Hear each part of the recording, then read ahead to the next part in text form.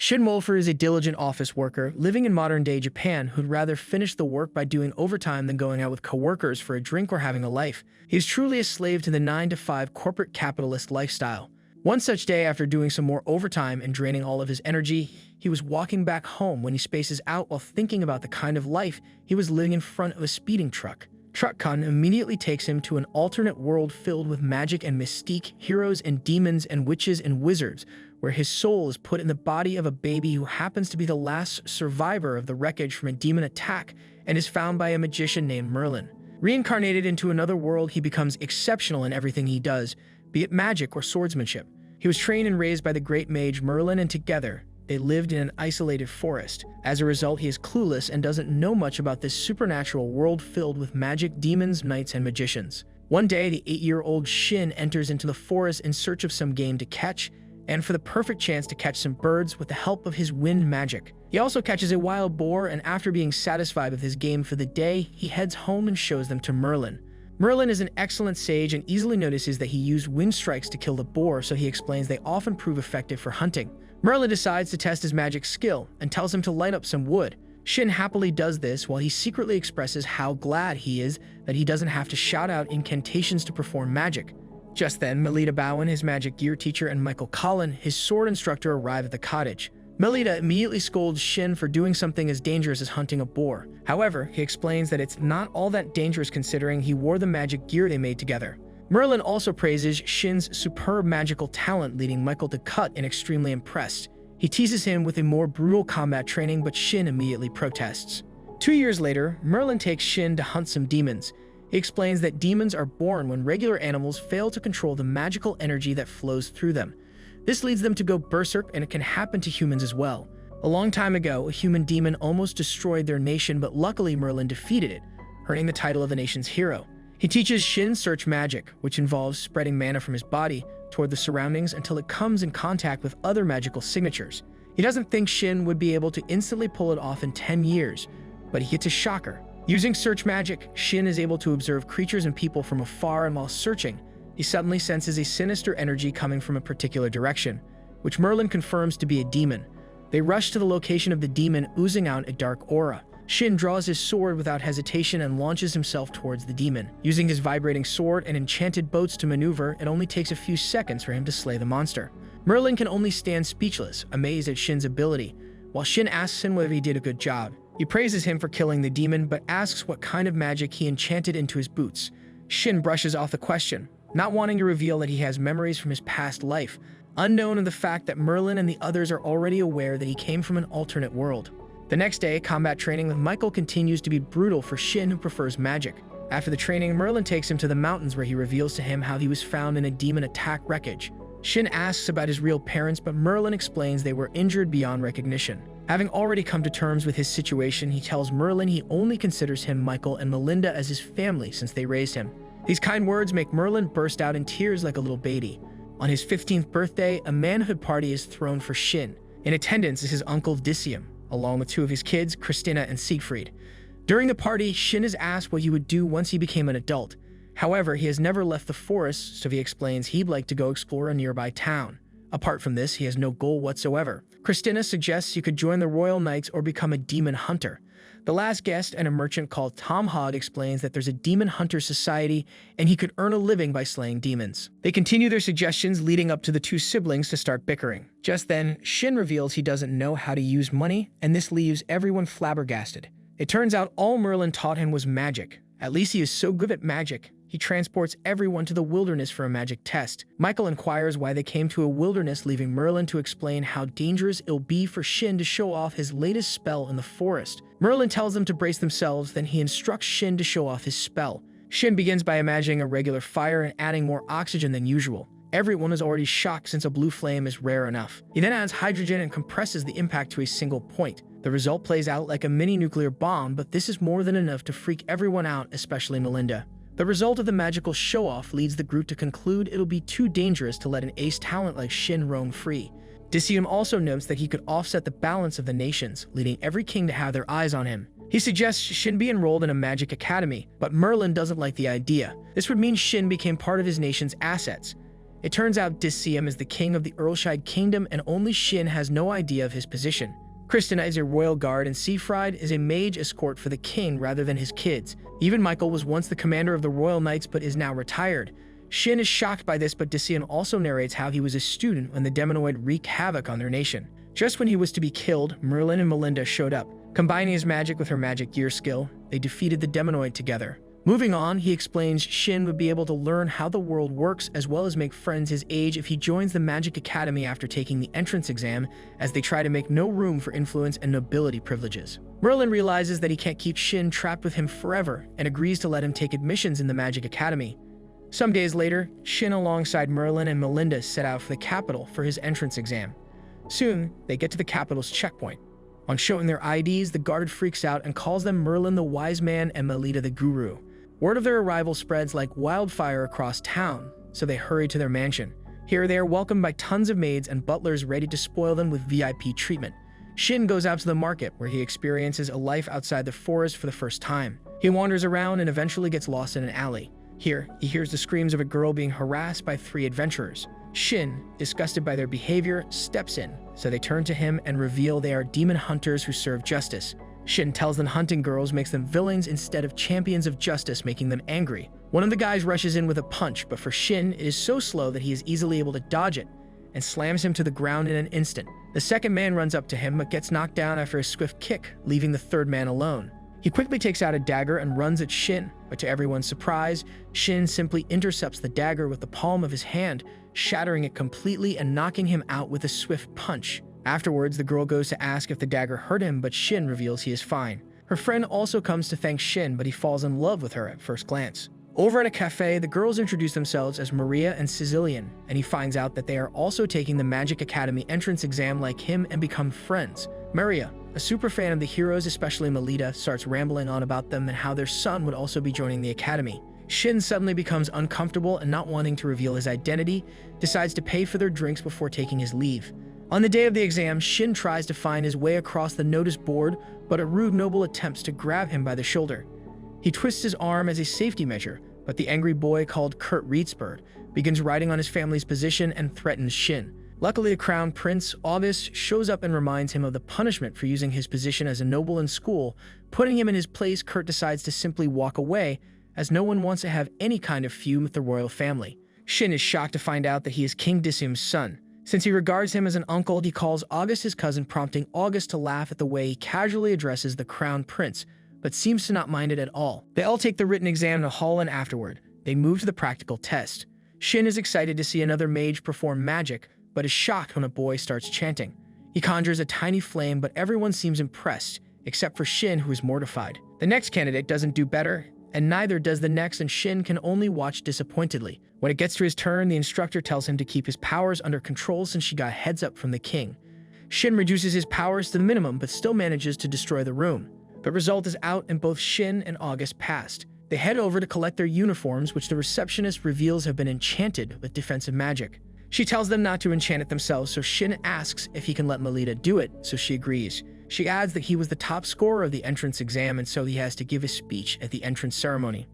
Shin immediately tries to push the duty to August, but this time, August plays his cards right by reminding him of the rule barring nobility from privileges. At night, Shin decides to overwrite the school's enchantment with a special pen and goes on to invent his own enchantment that not just acts as a defense but also allows auto-healing and conversion of magic into kinetic energy. Satisfied with his accomplishment, he yells out in excitement, drawing the attention of Melita, who is so shocked that the next day she makes Shin promise not to reveal that he enchanted his own uniform. At the entrance ceremony, Shin's name is called out for his speech, and the girls finally realize who he is. They had already met the hero's child they've been fussing about. Shin calmly gives his speech while Kurt brims with anger and hate. Shin, August, and the pretty duo are placed in the S-rank class. After homeroom, Sicilian reveals she's being hounded by a man whose family is ranked higher than hers. Shin is glad they told him, but he soon finds out the man is Kurt. He walks in and tries to forcefully grab Sicilian, so Shin stops him. He reveals that they are engaged, so Shin thinks of stepping back. But seeing her trembling in fear, he promises to protect her. She tells him she never agreed to the engagement and that he should stop forcing himself on her. He reminds her his father can make hers pay for her defiance, but then August steps in, and having heard his threats, promises to report the situation to the king. He manages to make Kurt leave and then begins teasing Shin for showing off in front of a pretty girl like Sicilian. Shin decides they should come home with him since Kurt might pull off something again. Maria immediately agrees since it's an opportunity to meet her idol. August decides to accompany them as well, meaning his escorts. Julius and Thor must also come along. At home, Shin introduces each of his friends to his grandparents. Afterward, he explains her situation and asks for permission to overwrite the enchantment on Sicilian's uniform. Melita then asks Sicilian if she is worthy of the commitment Shin plans to make for her. Although Shin doesn't think much of it, Melita explains that once Shin enchants her uniform, it would become a national treasure that can sell for an unbelievable amount. Sicilian then begins sobbing and reveals she did wrong by taking advantage of his kindness to a stranger like her. She decides to decline the help and leave, but then Melita stops her. She encourages her honesty and allows Shin to re-enchant her uniform. The king also makes everyone swear not to tell a soul about his enchantment since everyone in the military would certainly want a taste. In the end, Shin ends up enchanting everyone's clothes except Maria, who doesn't want the weight of owning a national treasure. The next day, Shin uses his search magic to keep her safe as he walks her to school. She appreciates him, but their early morning romance becomes an eyesore for Maria. In school, a yellow-haired girl comes rushing in just in time for class. The girl named Alice Corner explains that she was so excited about her first day in school that she couldn't sleep. This leaves Shin questioning why the world's system even permits a 15-year-old to be an adult. The teacher arrives and immediately takes them out for a tour around the school. He tells them about the different clubs for magic, making potions, and bodybuilding, and admonishes them to join one. Julius really admires the bodybuilding club but knows he can't join. However, August permits him to since it's an opportunity to finally be free from his escorts. When asked what club Shin would like to join, he has no clue. August suggests he form his own club, and the teacher even supports it. Everyone in the class supports the initiative rather quickly, but Thor brings up an important question. What would be the purpose of the club? Alice suggests Shin can tell them about the heroes, but the teacher reveals there's already a fan club for that. They then settle for learning advanced magic with Shin's help and name the club the Ultimate Magic Study Group. The next day in school, the group finds out Kurt was grounded, and when Shin inquires why he acts so aggressively, they explain that he wasn't always like that and only changed when he started frequenting a lab owned by Mr. Strum. Mr. Strum was their magic teacher in middle school and had an eye for talent. Sicilian seems to be sad because now that Kurt is no longer a problem, Shin doesn't have to escort her to school by being her Prince Charming, but she is excited to learn that he still wants to walk her every day to school, making her blush. Shin tells them he can usually sense ill intent with his search magic, but everyone seems surprised such a thing is possible. He explains that the magic power of demons is sinister and abnormal, and bad people have a similar vibe. This prompts Lin to ask him if he has hunted a demon before, to which he nods. Everyone is shocked, but even more astonished to find out he was just 10 years old when he killed the 3-meter demonized bear on his own. Just outside the cafeteria, Shin senses a demonic presence, which turns out to be Kurt, who approaches them and immediately attacks them with his flame magic. Shin's barrier barely holds its own, so he tells the group to activate their uniforms with mana. Shin's hands are burned from the intensity of the heat, but his auto-healing kicks in to provide him some relaxation. It dawns on them that Kurt is out for their lives, so they prepare to fight. Kurt continues to disperse a negative aura as he slowly transforms into a demon. Shin immediately asks August to bring the rest to safety while he holds off Kurt. August becomes angry that Shin doesn't see them as capable enough to fight, but Shin tells him that it is for their own safety. August realizes that Shin is right and leads everyone to safety. With no one to distract him, Shin activates his blue flames, ready to fight. Kurt attacks explosively, while Shin evades with his gear. He tries to slow Kurt down, but his tiny flames do a lot more damage than anticipated. Kurt gets back on his feet and starts cursing at Shin, surprising him completely as Demonoids are not supposed to be capable of speech and reason. He continues to attack him, but Shin evades all of the attacks by taking flight in the air out of his reach. He then uses lightning magic on Kurt, and even though it does some damage, it is not enough to stop Kurt, as he continues to go on a rampage while Shin tries to think of a way to save this poor student from dying. Soon, his magic powers start accumulating at such a high rate that he starts to self-destruct. Realizing that the blast radius would destroy the school, Shin brings out his ultrasonic blade and dashes towards him, avoiding his attacks before slaying him. He falls to his knees in the realization that he just killed a person. However, his friends arrive, standing in amazement that Shin emerged victorious against a demon.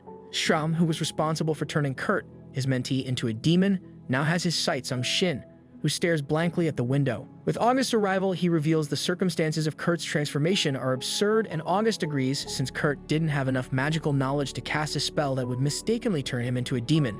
He deduces that it might be artificially induced since Kurt retained his senses, unlike a regular demon. This leads him to conclude that Kurt may have been used for human experimentation. Later that day, they reach home to find the king and his aide waiting for Shin, and he is conferred a first merit honor for averting a crisis. He is surprised, but Merlin confronts Dicium, who quickly explains that the incident had already spread throughout the nation, and that withholding the award of a hero from him wouldn't sit well with the masses. He once again promises to keep Shin out of political matters, leaving Merlin no choice but to agree. The next day, Shin becomes the talk of the town, and this makes walking around rather uncomfortable as all the girls also have their sights on him, but Scissorline's presence makes them think he is taken. Meanwhile, in school, everyone rushes to join Shin's club, so the teacher is worried about whether to put a cap on the number of students that can join a club. He decides to make the minimum requirement for joining the club the ability to use other dimensional storage space. In the end, only 2 students passed: Mark Bean, who is the son of a blacksmith, and his childhood friend, Olivia Stone, whose family owns a diner. It turns out Alice and the ladies are big fans of their diner, so Olivia promises to reserve a table for them. Shin also reveals that he would like to have a custom weapon, but Mark tells him he can barely make a knife as of now, so Shin will have to wait. Mark thinks a demon-killing sword must be exceptional. Yuri, his classmate and an enchanter, remarks how outstanding Shin's talent is, but he encourages her. Afterward, Strim is brought in for questioning by the Order of Knights. However, it becomes clear that he is under heavy suspicion.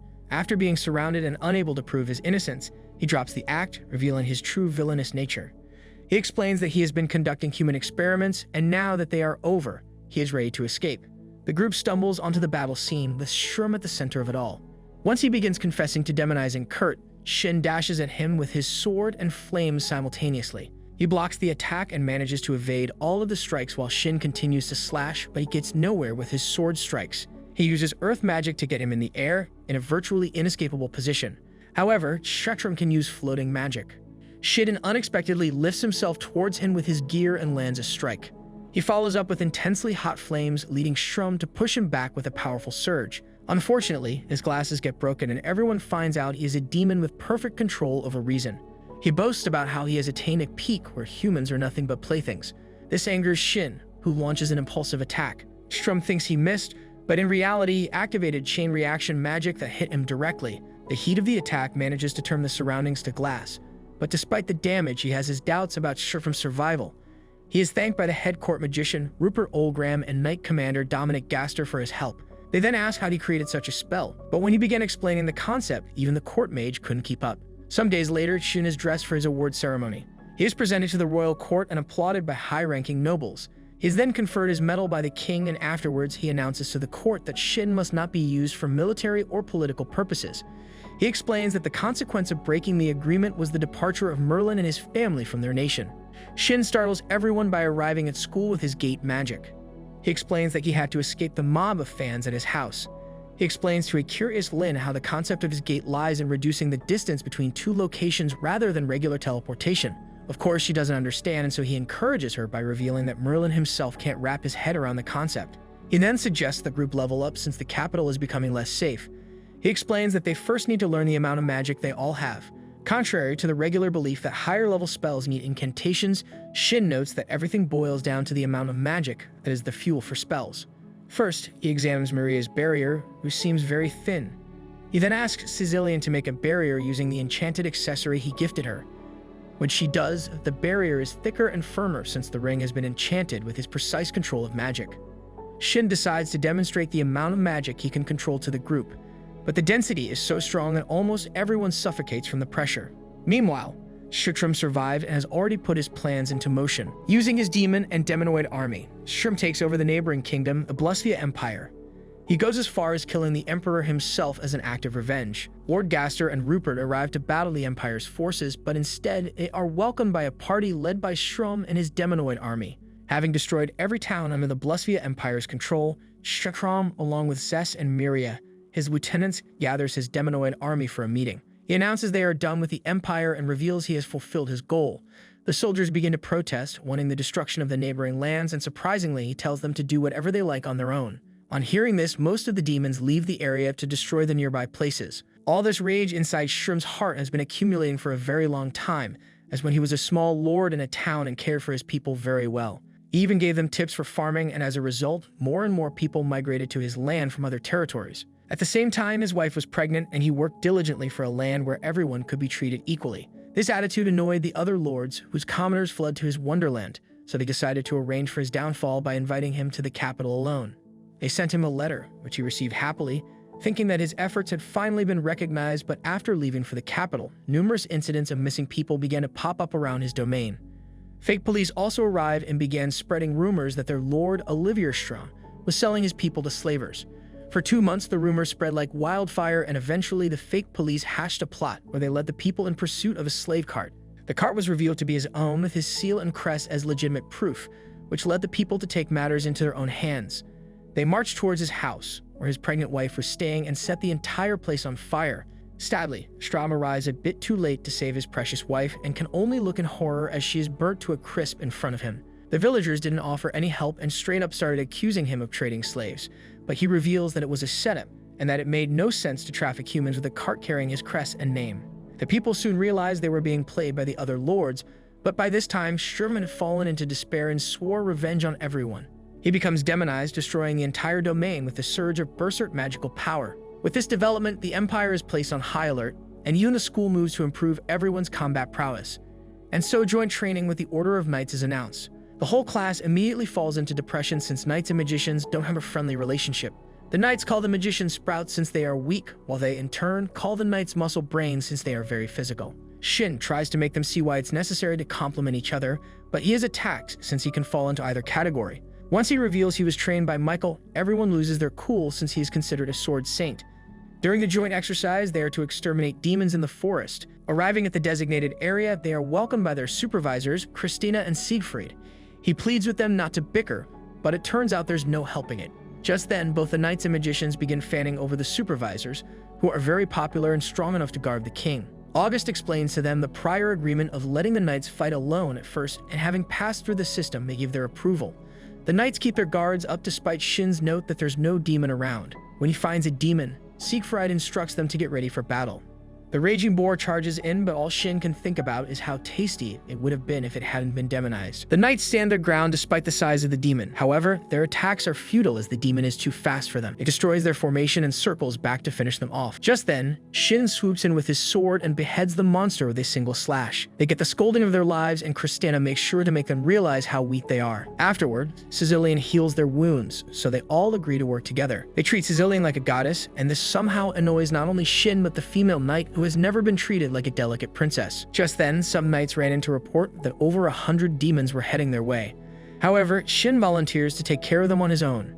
The others are instructed to stay out of his way, giving him space to prepare his atomic bomb spell. Everyone freaks out when they see a catastrophe-class demon leading the charge. However, Shin sends a single blast that levels the forest along with every obstacle in front of him. Finally, witnessing Shin's magic leaves everyone awestruck. The woman goes on to apologize for her previous rudeness. She even apologizes to Sicilian, thinking they are a couple. They both begin to blush and make it pretty obvious to everyone around them that they are in love. Soon after, the group encounters a bear demon, but this time, the mages start the attack and also support the knights, who wait for the chance to deal the finishing blow.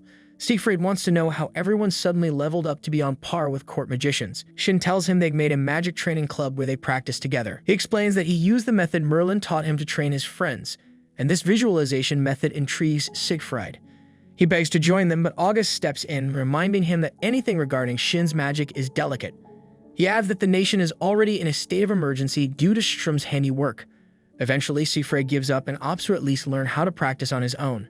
He is told it's all about daily magic control, but he doesn't believe it. As proof, Maria and Sicilian are asked to project barriers. Siegfried is impressed, but they argue about how thin theirs are compared to Shin's. He encourages Maria by smooth-talking her, and this gets into her head. The training session ends for Shin's group. However, the knights and mages in the other groups bicker all through the exercise. In the end, the knights learn their place the hard way. During the rendezvous, August announces that everyone in their magic club will be placed under supervision after graduation. He adds that they may end up forming a special division, so Shin apologizes for ruining their lives. However, they are excited that their future has been secured and even thank him for doing them a favor. Some days later, they go to Shin's special training ground to practice their overpowered spells away from prying eyes. After training, August reveals new information about the demonoids. Maria tries to stop him from spilling top-secret information on them, but he goes on. He explains that they are already a special class, and as such, they need to be adequately informed. He tells them how the Blustia Empire fell and how there are plans to form a coalition against the ever-increasing number of demonoid. Immediately, Shin announces that it's time for a training camp. Looking for a place where everyone can stay and relax, they begin to suggest family estates and resorts. They, however, settle for Sicilian's family's hot spring. He reveals the plan to his grandparents, but Melita quickly scolds him for not taking adult supervision into consideration. She and Merlin offer to accompany them since they have nothing to do. The next day, they set out for the trip in a carriage. The horses are enchanted with fatigue restoration gear, so they can move non-stop. Maria explains that Melita invented the gear along with so many other useful pieces of equipment that eventually made her more popular than Merlin. Along the way, they sense a demon attack, so they go to the location. Since everyone is eager to fight, they make a choice using sticks. Lynn wins, so she faces off against the pack of demon wolves. She uses wind magic to blow them away in seconds, much to the surprise of the merchants they just saved. They arrive at Sicilian's mansion and are greeted by the housekeepers. They greet Shin like an in-law, making her completely embarrassed. During a relaxing bath, Merlin thanks the group for being friends with Shin, who used to be lonely. August also cuts in and reveals they are only friends because Shin saw him as an equal despite his rank. The next day, Merlin begins the training by supervising their magic control. This time, only Lynn overloads. Melita also teaches them how to enchant pieces of equipment. During Shin's session, Melita notes how they have improved and can even use spells without chanting. However, Shin doesn't think they stand a chance against demonoids. He doesn't want them to get hurt, so he plans to make the training stricter. When it's time for Shin's practice, everyone puts up a barrier, fearing for their lives. Shin begins by adding combustible gas to his flame spell. This gives it a different color. He compresses the energy and releases it in one direction. This creates a bigger explosion that splits several mountains like a railgun beam. Everyone freaks out at the absurdity of the spell and decides to call it a day. August asks Shin to take him to the palace so he can get some new information. They arrive at the gate only to be welcomed by Ellie, his fiancée. Shin is shocked that he has a fiancée, but he gets more stunned by how she switches between a calm and frantic attitude. May, August's sister, also shows up, and they complain that he abandoned them to go have fun alone with the heroes whom they adore a lot. Shin acts kind towards May and tells her to see him as an elder brother. They then reveal that they have been permitted to join the training camp. However, August doesn't want to hear a word of it. He goes to make the king understand the dangers, but he sides with the ladies instead. With that said, they head back to the hot spring city. Ellie makes it clear her goal is to keep pests away from her fiancé. Shin thinks she's talking about the girls, but it turns out her beef is with him. This is because August doesn't stop talking about him at home, even when they are alone together. He apologizes to her and also reveals that Shin has a girlfriend. Once Shin protests, he uses the opportunity to make him admit his feelings for Sicilian. He finally admits he likes her, but isn't sure she shares the same feeling. At home, Shin begins acting strangely around her. Before he gets the chance, the two girls spill the beans and announce that they have been talking about her the whole day. Taking up May's hands, Melita remarks that Shin wasn't the least adorable like her as a kid. Everyone agrees except for Sicilian, who ends up shouting how she'll love to have his kids. She gets embarrassed by her outburst and runs out, blushing seriously. This becomes all the proof he needs to have before he asks her out. He summons up courage and goes out to meet with her alone. They have an awkward moment, so she breaks the silence by apologizing for her outburst. Shin also reveals that he fell in love with her at first sight. They then profess their love for each other and become a couple. It turns out everyone has been eavesdropping on their conversation, which ends up ruining their moment. The next day, the new couples encounter each other in the hallway. Blooming with fresh love and glowing red, Sicilian asks that they announce their relationship to her parents. They arrive at their estate, and Shin goes on to ask for permission to date their daughter. Instead of a strict fatherly attitude, her dad thanks him for choosing his daughter. Meanwhile, the mother turns out to be the cool-headed one. She explains that as an ability, they can't just date. Rather, they have to court with the aim of getting married. And of course, they both happily agree. During training, Ellie is surprised by the level of their magic, but Shin reveals that it was only a warm-up. Everyone puts up their barriers as Shin takes the stage. Although he explains that he isn't doing anything dangerous, they don't believe him. He picks up a rock and infuses magic into it. After a while, the stone begins to float. Everyone is perplexed, so he explains that it is anti-gravity magic. He then casts the spell on himself, and using wind magic, he takes to the sky like a bird. Later, Shin explains that they got engaged all of a sudden. Although they don't object, they reveal that they have to pay a visit together. They arrive at the mansion, where they explain that Shin is not related to them by blood. Melita thinks they only agreed since he was their grandson, but her dad expresses his disappointment that they thought so little of their family. He explains that the reason they agreed to the engagement was because Shin had always made it his duty to protect their daughter. With that sorted out, the heroes apologize for their presumption. Later, the group gets new uniforms enchanted with camouflage and other new specs. August realizes that the new upgrades only mean one thing, and he is spot on. Shin announces that they are to hunt down catastrophe-level demons. In the forest, they soon find a catastrophe-class demonized lion. He delegated the weak half of the group to deal with it. At first, they are scared, but with Shin's guidance, the lion doesn't even stand a chance. They end up destroying part of the forest along with the remains of the demon. Next, the strongest fighters in the team all take down individual catastrophe-class demons on their own. Tony uses Shin's vibration sword to defeat his demon, and afterward, Julius begs to try it out too. The next day, the new couples both dressed up elegantly for their engagement party. They are so beautiful that they forget themselves in awe of their looks. They arrive at the party holding hands while everyone gives them their blessings. The king takes the stage to congratulate them with a toast. Some days later, Shin teaches the whole group how to fly. May wants to try it out so badly that she comes prepared with extra clothing.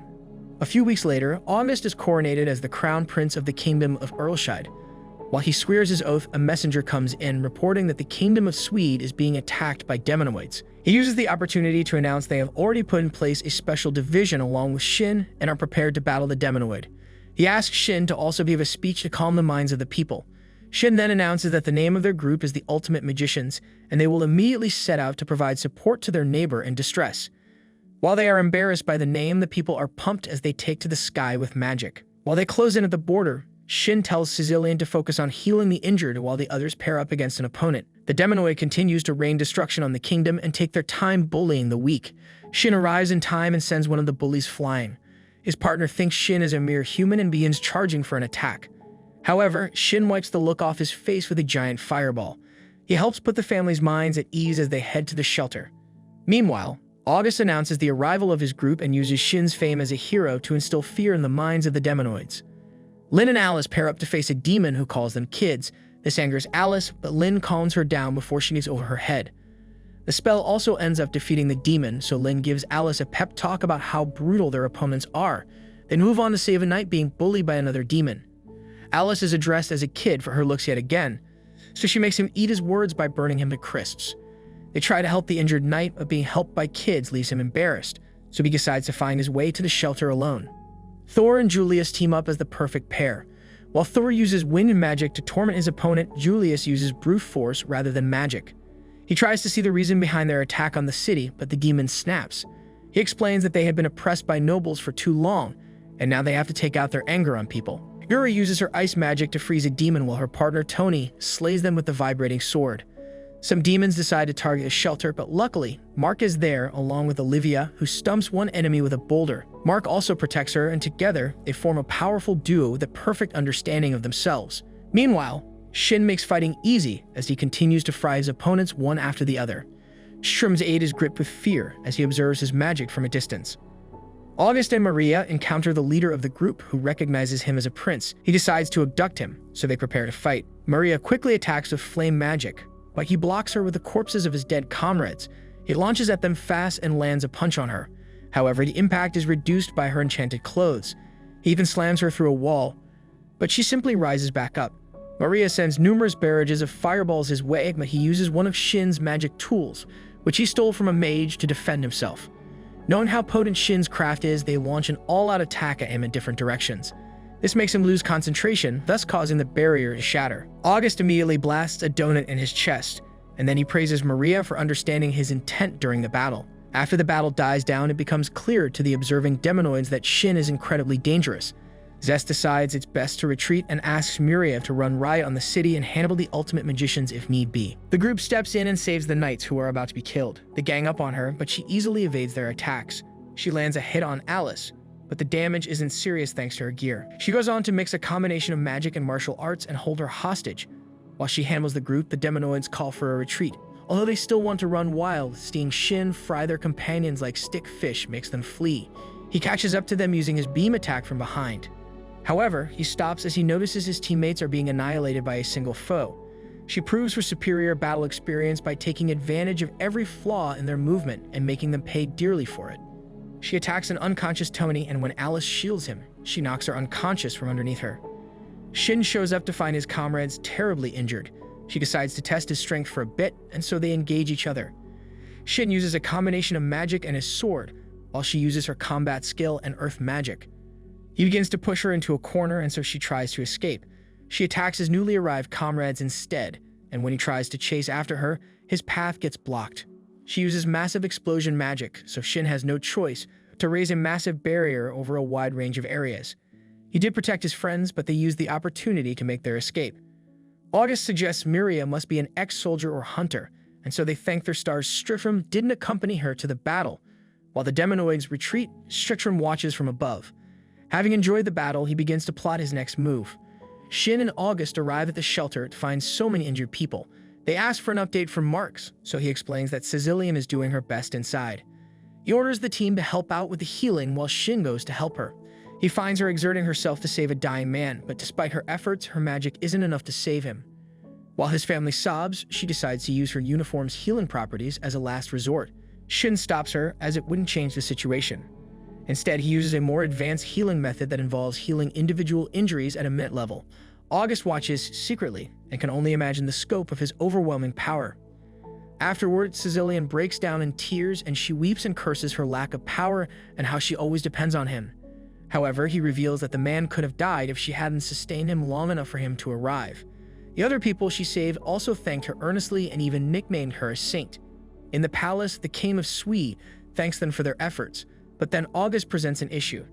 He explains that the Demonoid attack was missing their leader, Strickrum, as well as the key figures during the Empire's destruction. This leads him to conclude that there might be an internal division in the camp of the demon. With Demonoids roaming free, he proposes an alliance with the king. The next day, he also announces that he'll be meeting other nations for an alliance as well. Shin tells him it's a nice idea because if they were familiar with the place, he could have arrived on time using his gate. Hence, they decide to forge alliances with neighboring countries and establish a connection in case of an emergency. Immediately after they arrive home, they are celebrated for their exploits. The king and heroes also come to welcome them. The next day, August reveals his goal to the king, and he is given authority to negotiate an alliance on behalf of the kingdom. Shin is also permitted to embark on this journey, and so May and Ellie decide to tag along. Thor and Julia's promise to handle their safety, so he has no choice but to let them. Over at Shrim's base, he thanks his subordinates for putting on a good show for him.